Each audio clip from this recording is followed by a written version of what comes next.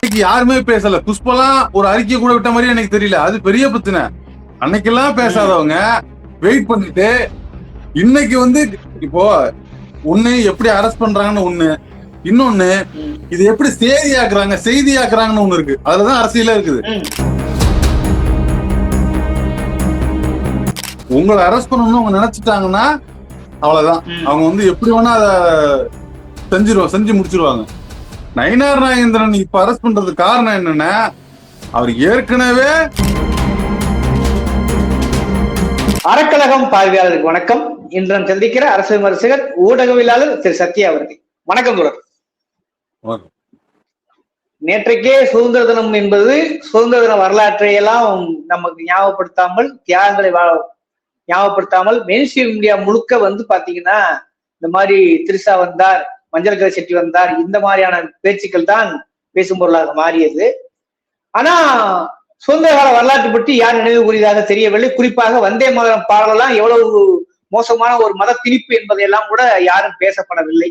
இந்த நிலையில நேற்றைக்கு முதல் நாளே ஏதோ ஒரு அரண் கூட்டத்தில் பேசியிருக்கார் நயினார் நாகேந்திரன் அவர்கள். அவர் அப்பாவை காணோம் சொல்லி முன்னாள் முதல்வர் ஸ்டாலின் விமர்சிக்கப்பட்டதை அவர் வேறொரு பாணியில் விமர்சனம் செய்தார். அந்த விமர்சனம் சரியா தப்பாங்கிறது உண்மையிலே கேள்விக்குள்ளாக வேண்டிய விஷயம் தான். அது மாற்றுக்கருத்து கிடையாது. ஒருவேளை அவர் உள்நோக்கத்தோடு பேசியிருந்தால் அது தவறுதான். ஆனால் கிட்டத்தட்ட நேற்று வந்து ஒரு பெண்மணி வந்து இப்ப தாவக இருந்த ஒரு வழக்கறிஞர் இப்ப புகார் கொடுத்திருக்காங்க ஆன்லைன்லயே. அநேகமாக இன்று கைது செய்யப்படலாங்கிற செய்திகள் பரபரப்பாக பேசப்படுகிறது. முதற்கட்டமா எப்படி பாக்குறீங்க? எப்படின்னா ரொம்ப நாளா வெயிட் பண்ணிட்டு இருந்தாங்க, எப்படி டார்கெட் பண்றதுன்னு தெரியல. அதனால வந்து இத வாய்ப்பா பயன்படுத்திக்கிறாங்க அப்படின்னு தான் நம்ம பார்க்க முடியும்.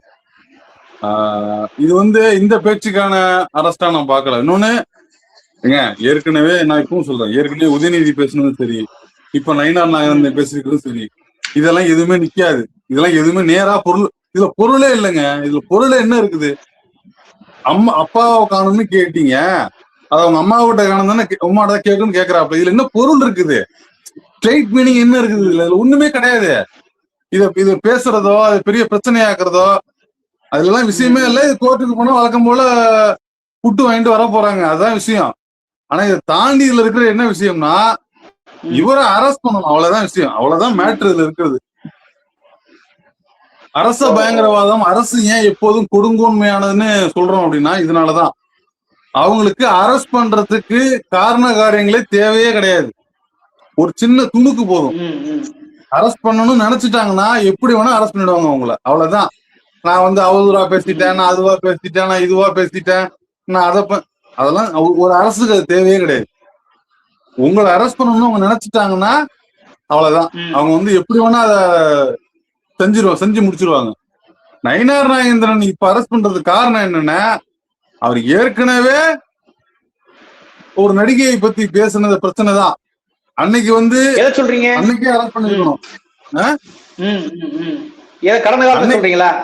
ஆமா, அன்னைக்கே போன ஆட்சியில தான் சொல்றேன், அன்னைக்கே அரெஸ்ட் பண்ணப்பட்டிருக்கணும். அதுதான் ரொம்ப கொச்சையான வாதம். அது நீங்க ரொம்ப ஸ்ட்ரைட் மீனிங். அது வேற இது வரைக்கும் நம்ம அரெஸ்ட் பண்ணதுல ஸ்ட்ரெயிட் மீனிங்கா எதுவுமே இருந்தது கிடையாது. சில அவதூறுகள் இருக்கலாம், எல்லா கைதியும் நான் கவனிக்கல.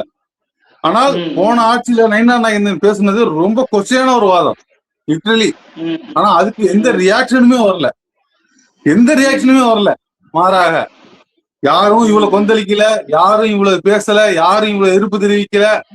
புஷ்பெல்லாம் இவ்வளவு பேசவே இல்லையே.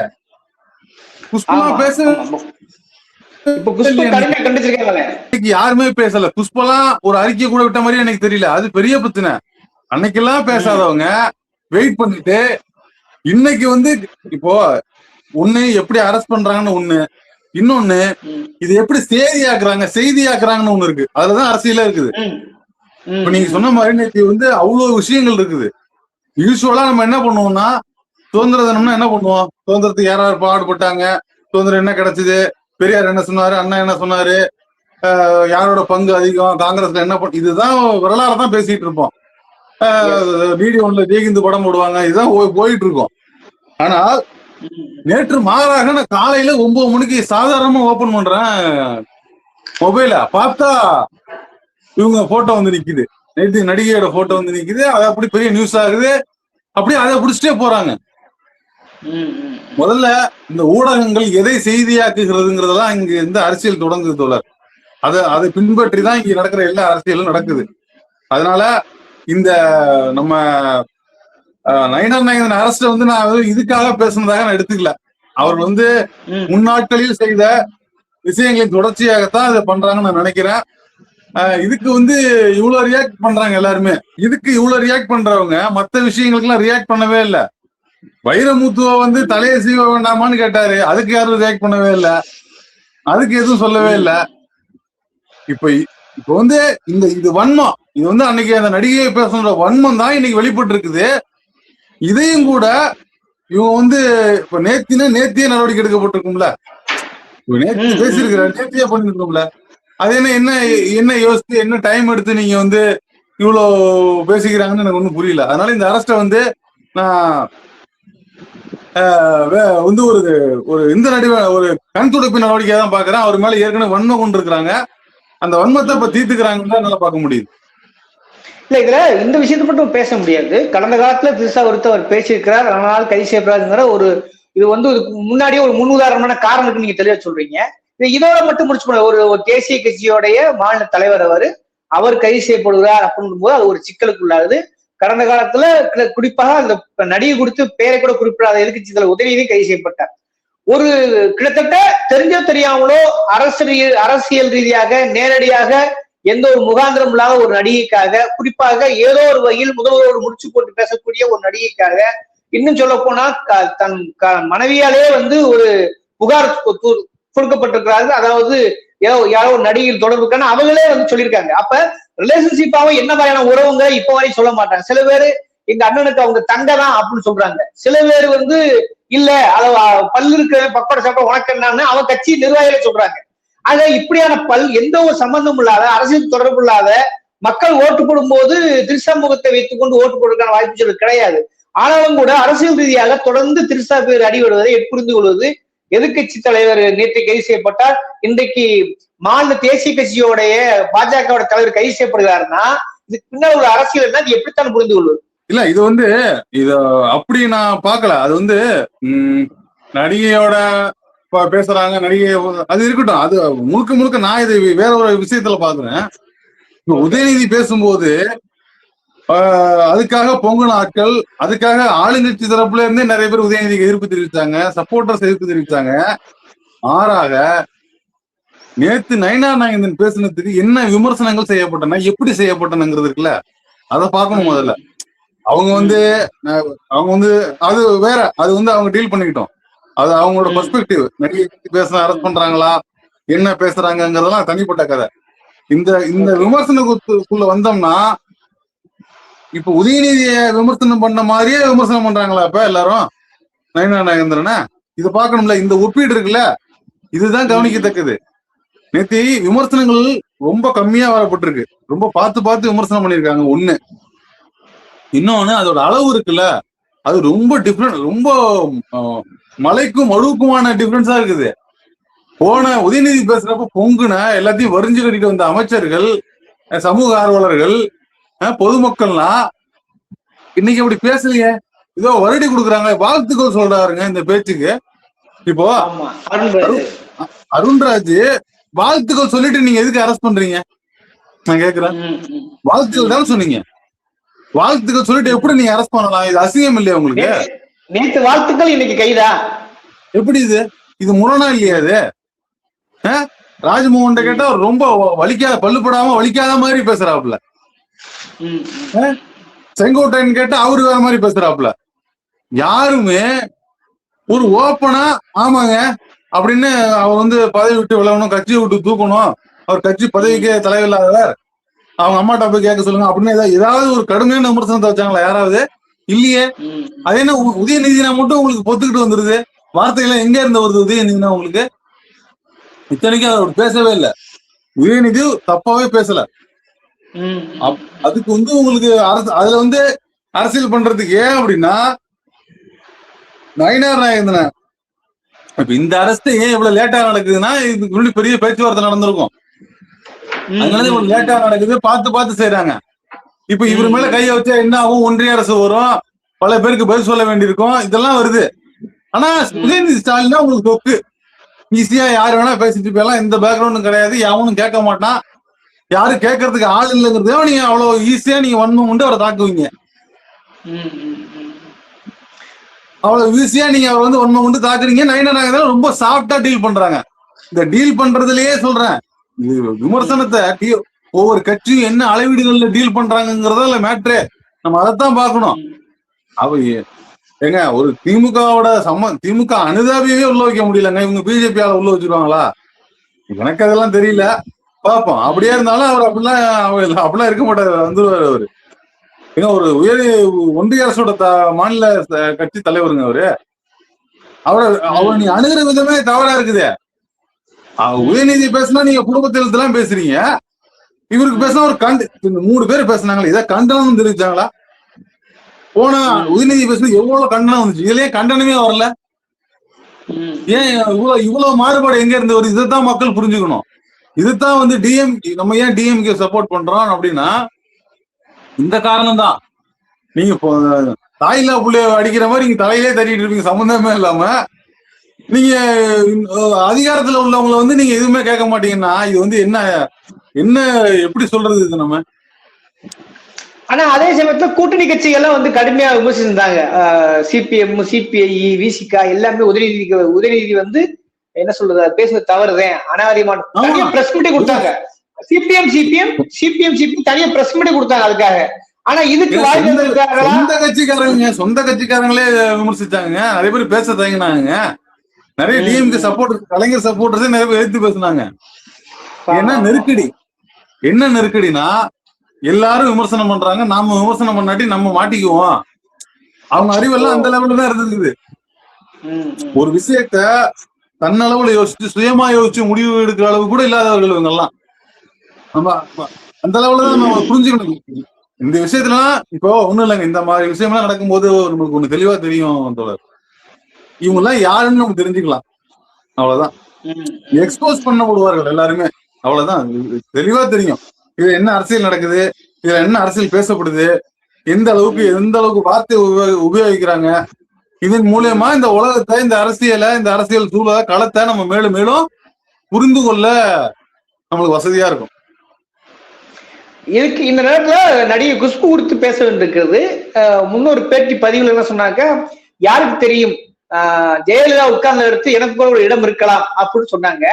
அதனால என்னை பிஜேபி ஒழுங்காக பயன்படுத்திக் கொள்ளவில்லை என்றையும் பதிவு பண்ணாங்க. ஆனா இதுல குஷ்பே வந்து குறுக்க வருவதற்கான காரணம் என்ன? அந்த அரசியல் புரிஞ்சுக்கிறது.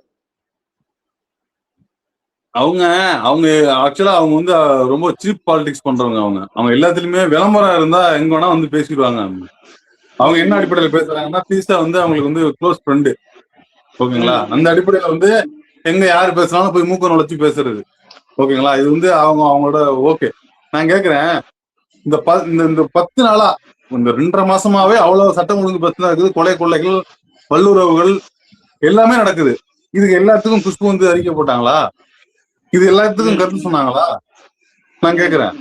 இப்ப நான் இந்த அரசையே கேக்குறேன், நயினார் நாகேந்திரனை, உதயநிதி இவ்வளவு ஃபாஸ்டா அரெஸ்ட் பண்ற நீங்க, இவ்வளவு நாள்ல வந்து அவ்வளவு கம்ப்ளைண்ட்ஸ் கொடுக்கப்பட்டது, அதுக்கு என்ன உங்க ரியாக்ஷனு?